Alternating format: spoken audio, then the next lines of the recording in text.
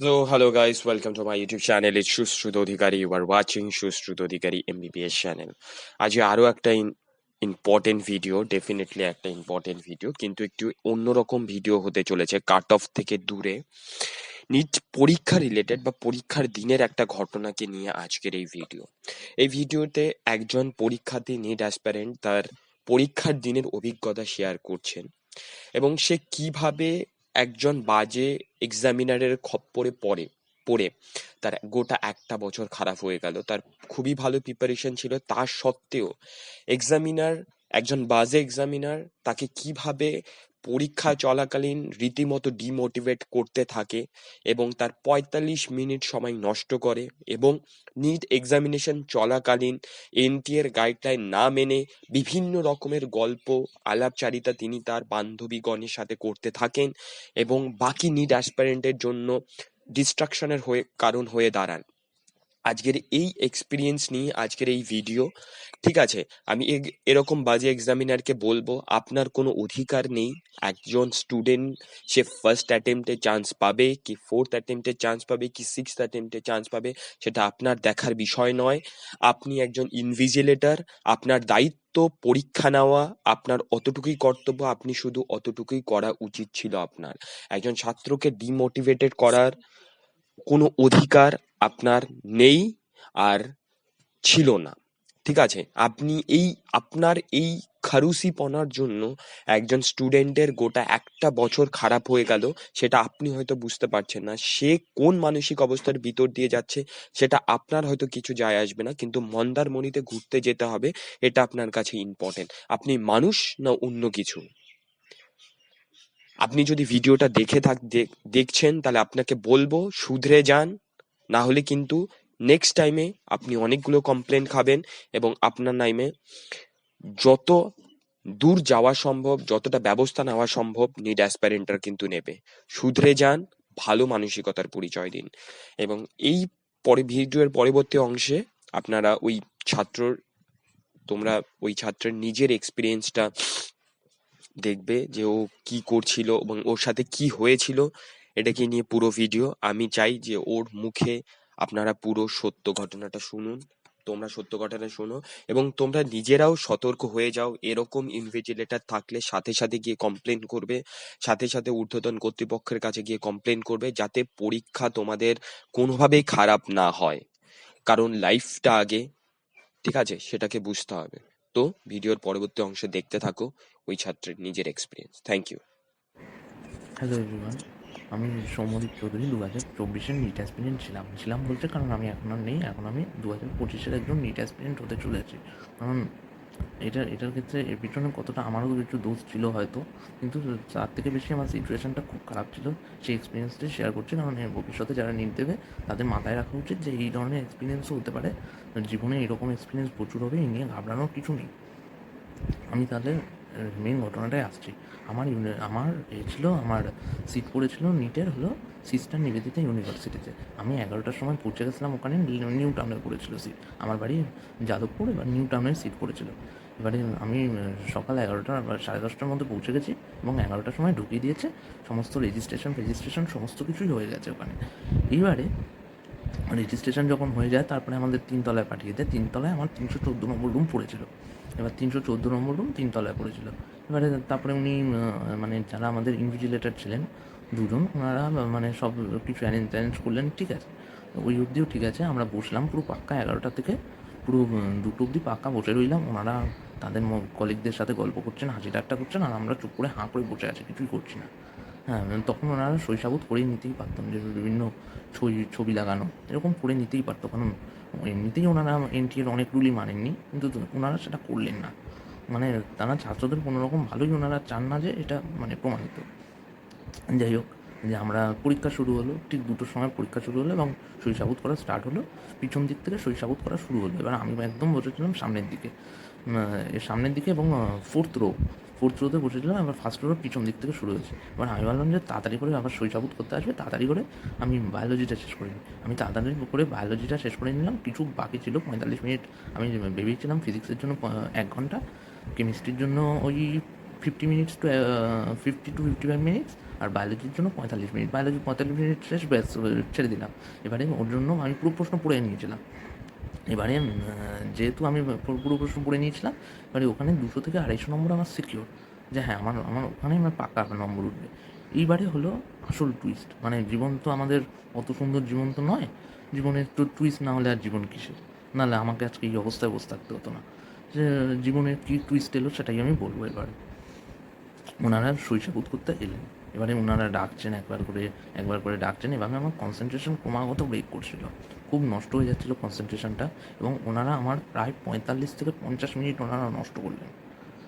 এবং আমি যখন ওনাকে বলতে গেলাম যে আপনারা একটু তাড়াতাড়ি করলেন তাহলে আমি লিখতে পারবো, উনি আমাকে ইনভিজিলেটর বললেন তুমি কোন হরিদাস পাল, যে আমাকে উনি জিজ্ঞেস করলেন প্রথমে যে তুমি ক বছর ড্র। আমি বললাম যে আমি ফার্স্ট ড্র। বলে যদি তুমি 1 বছরই প্রথমবারেই তুমি নিট পেয়ে যাবে, এরকম ভাবাটাও ভুল, কারণ লোকে 4-5 দিয়ে 5 বার দিয়ে পায় না, তুমিও পাবে না, যে তোমাকে প্রথম বছর তুমি পাবে কোন হরিদাস পাল তুমি। তারপরে উনি আরও অনেক উল্টোপাল্টা কথা বললেন, যেটা আমি এখানে বলছি না। ঠিক আছে, আমি ওনাকে বোঝাতেই পারলাম না যে আমি কী জন্য বলতে চাইছি। আমি ভাবছি যে উনি আমাকে ওপর রাগ দেখালেন, উনি এরকম অনেককেই ঝাড়ছিলেন, মানে প্রথম থেকে উনি অনেককে ঝাড়ছিলেন এরকমভাবে, এবং আমাকে উনি প্রায় এরকম 10 মিনিট ধরে উনি আমাকে ঝাড়লেন। সেখানেও আমার টাইমটা ওয়েস্ট হলো। সেটা আমি কিছু বললাম না যে না ঠিক আছে টাইম ওয়েস্ট হচ্ছে, না ঠিক আছে। এবারে তারপরে তারপরে আমরা লেখা শুরু করলাম। আমার তখন কেমিস্ট্রির জন্য বাকি ছিল হলো 1 ঘন্টা 15 মিনিট, ও কেমিস্ট্রি আর ফিজিক্সের জন্য। এবারে আমি ফিজিক্সে খুবই দুর্বল ছিলাম, এবং আমি আমার এক সিনিয়র, তার কাছ থেকে আমি ভেবেছিলাম যে প্রিভিয়াস ইয়ার কোয়েশ্চেনগুলো সলভ করে করতাম এবং অ্যানালাইসিস করতাম, কিন্তু তাতেও আমার বিশেষ লাভ হলো না। কারণ আমি তখন ভাবলাম যে আমি তখন লাস্টে যে আমি দেখলাম যে আমার 1 ঘন্টা 15 মিনিট বাকি, আমার ফিজিক্স কেমিস্ট্রি পুরো বাকি। আমি ভাবলাম ওখানেই আমার খেলা শেষ হয়ে গেল, উনি ওখানেই আমার খেলাটা পুরো শেষ করে দিলেন। এবং আমি তখন ভাবছি যে আমি কী করবো। আমি 55 মিনিট ফিজিক্স কেমিস্ট্রি নিলাম, এবং 55 মিনিট আমার শেষ করতে লাগলো। তাও তারাগুলোতে প্রচুর সিলি মিস্টেক হয়েছে, প্রচুর ভুল হয়েছে। মানে ওখানেই ওনারা 45 মিনিট নষ্ট করে আমার পুরো দিনটাকে ভেঙে দিয়েছেন, এবং পুরো এনার্জি সব নষ্ট হয়ে গেছে। এবং ওনারা যে আমার 45 মিনিট নষ্ট করলেন, এরপর তাদের কোনো অনুতাপ দেখা গেল না। এবং উনি আমার মনে হয় এরকম অনেকেরই নষ্ট করেছিলেন। এইবারে তারপরে আমি যখন ফিজিক্স বাকি, আমার পুরো ফিজিক্সের 50টা প্রশ্ন তখন দেখা বাকি, তখন আমি দেখি যে আমার হাতে ঘড়িতে টাইম আছে ওই 15 থেকে 17 মিনিট। এইবারে তখন আমার কাছে পুরো বাকি ফিজিক্স পেপার। এবার ফিজিক্স পেপার খুলে দেখি আমি সবই জানা। কেমিস্ট্রিতে আমার 2-1টা পারছিলাম না, কিন্তু ফিজিক্সে আমি দেখি সব জানা, সেকশন এ অন্তত আমার পুরো জানা। এবার আমি দেখলাম যে আমি পারবো না।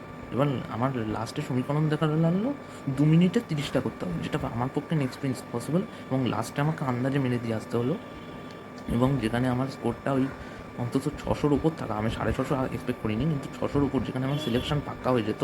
590 থেকে 600 অব্দি বা 600 প্লাস হতে পারতো, সিলেকশনটা পাক্কা হয়ে যেত। শুধুমাত্র আমার লাখের জন্য বা আমার ভাগ্যের জন্য যে আমার সিলেকশনটা হবে না এবছর, প্রায় শিওর, অলমোস্ট শিওর। আমি নিটের 25-এর জন্য প্রিপারেশান অলরেডি স্টার্টও করে দিয়েছি, মনের জোরও আছে, মনের জোর দিয়ে প্রিপারেশান স্টার্ট করেছি। তবে হ্যাঁ, মন মানতে চায় না, কিন্তু কিছু করার নেই, কারণ মানিয়ে নিতে হবে, কারণ জীবনে এমন কিছু সিচুয়েশান আছে যেখানে মানিয়ে নিতে হয়। এবং উনি এরকম অনেকবার করেছেন, এবং ওনারা অনেকের সাথেই এরকম করেছেন। এবং আমার পাশে ওনারা বসে বেঞ্চে বসে এমনভাবে আড্ডা মারছিলেন যেন পাড়ার চায়ের দোকান। এদিকে মনে হচ্ছিল যে নিট এটা একটা অল ইন্ডিয়া বেসিস পরীক্ষা, এটা ওনাদের মনে হচ্ছিল না। তারপরে তো ক্যামেরাম্যান হ্যানা ত্যানা এমন ছবি তুলছেন, আমাকে দেখিয়ে বাবু স্মাইল এই ওই সেই করে এমন ছবি তুলছেন যেন মানে বিয়ে বাড়িতেও লোকে ওরকম ছবি তোলে না। আমি তো ভেবেছিলাম বিয়ে বাড়িতে এসেছি নাকি পরীক্ষা দিতে এসেছি, এটাই বুঝতে পারছিলাম না। তারপরে আমার সাথে আরেকটা জিনিস হয়েছিল, সেটা হলো তার আগে আমার অ্যাডমিট কার্ডের মধ্যে ওনারা ওই পেন দিচ্ছিলেন, ওই পেনের নিব ছিল না অ্যাডমিট কার্ডের। এই সময় পেনের নিবটা ভাঙা ছিল। পেনের নিব থেকে সকালে আমার অ্যাডমিট কার্ডের পিছনের পাতায় পড়ে যায়, এবং যেহেতু সাদা ছিল ওটা কিছু হয়নি, কিন্তু পড়ে যায়। এবং আমার যদি ওটা সামনের পাতায় পড়তো তাহলে পরীক্ষা পুরো ক্যান্সেল হয়ে যেত আমার। কিন্তু আমার কোনো দোষ ছিল না, কিন্তু দুর্ভাগ্যক্রমে এটা আমার হয়নি। আমি পরীক্ষাটা দিতে পেরেছিলাম, কিন্তু আলটিমেটলি আমার এবছরও সিলেকশন হলো না। শুধুমাত্র আমার সমস্ত প্রিপারেশান থাকা সত্ত্বেও, এতদিনের পরিশ্রম, এতদিনের রাত জাগা, এত কিছু স্যাক্রিফাইস, লোকে ঘুরে বেড়াচ্ছে আমি ঘুরে বেড়াচ্ছি না, এত কিছু স্যাক্রিফাইস, বাড়িতে বসে ঘন্টার পর ঘন্টা, দিনের পর দিন, মাসের পর মাস, এমনকি 1 বছরও চলে গেল, কত ঝড় বৃষ্টি এসছে, কত কিছু হয়েছে। আমি কিন্তু সেই ওই একটা আলো জ্বালিয়ে, টেবিল ল্যাম্প জ্বালিয়ে আমি শুধু পড়ে গেছি যে একটা সিলেকশন পাবো বলে। যখন এগুলো হয়, এরকম একটা ইনসিডেন্ট যে শুধুমাত্র ভাগ্যের জন্য আমাকে হার মেনে যেতে হচ্ছে, ভাগ্যের কাছে হার মেনে যেতে হচ্ছে, তখন আমার মনে হয় আর এটার থেকে মানে দুঃখের এবং ভেঙে পড়ার আর কিছু নেই। এটা মারাত্মক জোরে শকিং আমার কাছে, এবং এই শকটা মারাত্মক জোরেই আমার লেগেছে, এবং এটা কাটিয়ে উঠতে জানি না আমার কদিন লাগবে। তবে আমি শীঘ্রই কাটিয়ে উঠবো, এবং আমি ভগবানের কাছে এটাই প্রার্থনা করব যে আগামী দিনে যেন এরকম কারোর ভাগ্য এরকম যেন না হয়। কারণ সত্যি কথা বলতে আমি তখনই আমি ড্রপ নিয়ে নিয়েছি। আমার কোনো খারাপ লাগছে না, যে আমার আর সত্যি কথা বলতে হারানোর কিছু নেই। তাই তাই এই যে ইনভিজিলেটররা আমার সাথে খারাপ ব্যবহার করলেন, ওনারা আমাকে 10 মিনিট ধরে ঝাড়লেন যে তুমি কোন অনু, তুমি একবারে চান্স পাবে কি দুবারে চান্স পাবে কি 50 বারে চান্স পাবে, সেটা উনি বলার কেউ নন। উনি ইনভিজিলেটর, উনি ইনভিজিলেটরের কাজ করবেন। কিন্তু উনি সেটা করলেন না, উনি আমাকে জ্ঞান দিলেন উল্টে 10 মিনিট ধরে। সেটা তো উচিত না। উনি আমার 10 মিনিটের সময়টাও নষ্ট করলেন, এবং পুরো এনার্জিটা উনি আমার ব্রেক করে দিলেন। এবং মানে আমি সবাইকে এটাই বলবো যে এটার থেকে ভেঙে পড়ার কিছু নেই। এরকম সিচুয়েশান আসবে, যে প্রিপারেশান ভালো থাকা সত্ত্বেও লোকে যখন চান্স পাবে, লোকে আমার চেয়ে কম প্রিপারেশানের ছেলেরা বা স্টুডেন্টরা এবছর চান্স পেয়ে যাবে, কিন্তু আমাকে আবার ঘরের দরজা বন্ধ করে এনসিইআরটি পড়তে হবে। সবাই মেডিকেল কলেজে গিয়ে আনন্দ করবে, আর আমাকে সেই ওই এনসিইআরটি পড়তে হবে, প্রিভিয়াস ইয়ার করতে হবে, মক টেস্ট দিতে হবে, সেই ঘরের দরজা বন্ধ করে একটা অন্ধকার ঘরে বসে আলো জ্বালিয়ে পড়তে হবে, এবং এটা রিয়েলি পেইনফুল। তবে হার মানার কিছু নেই। আমি একটাই কথা বলবো যে একটা লাস্টে একটা কথা বলেই শেষ করব যে পিটার ডিংলেজের একটা কথা আছে, ever tried, ever failed, try again, fail again, fail better. আজকে হারছো, আবার ট্রাই করো, আবার হারছো, আবার ট্রাই করো, এবং আরও ভালোভাবে হারো। এটা বলেই আমি আমার বক্তব্য শেষ করব। ধন্যবাদ।